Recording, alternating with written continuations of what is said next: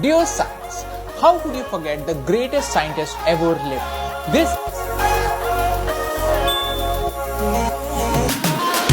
This is the story of Jagdish Chandra Bose, the greatest scientist ever lived. Yes, I would place him right at the top. And not just me, many other scientists believe it too. But many of us don't even know about J.C. Bose. J.C. Bose. He wasn't born in ideal conditions. He was born in India in 1858.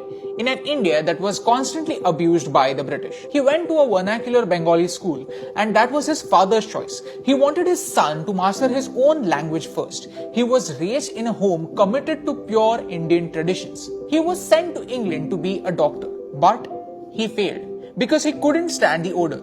But that led him to physics. He came back to India and he was the professor of physics at the Presidency College, Calcutta. He was paid just 100 rupees a month. This was just 1/3 of any Britisher with the same qualification. Even with all these obstacles, his inventions changed the world. In 1895, Sir J.C. Bose used electromagnetic waves to ring a bell from the distance of 75 feet, passing through walls. Just like Wi-Fi. This was 2 years before Marconi invented the radio. Marconi used Bose's mercury coherer that makes radio communication possible. Marconi rushed to commercialize the use of radio, whereas Bose didn't even want to patent this discovery. And not just radio. Bose generated 5mm electromagnetic waves 60 GHz before instruments were even evolved to measure frequencies that low. The millimeter wave that J.C. Bose was working on is the backbone of 5G technology. But that's not the end of J.C. Bose's inventions. On 10th May 1901, he demonstrated that plants are also sensitive to heat, cold, light, noise, and other things that animals react to, even love. He showed that a tree planted close to calm, soothing music grows faster and healthier as compared to disturbing offbeat music. He proved that plants also feel pain. When the roots of a plant are dipped in poison, the plant screams like any animal. He was the one who proposed the idea of it. Recently, a German scientist said that trees talk to each other, echoing what Bose had said many years ago. He invented many instruments that are still in use in microwave technology. He is one of the first Indian science fiction writers.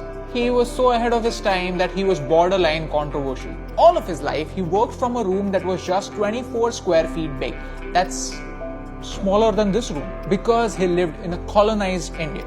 He was always denied access to a full equipped laboratory. But he believed that true laboratory is in the mind, where behind illusions we uncover the laws of truth.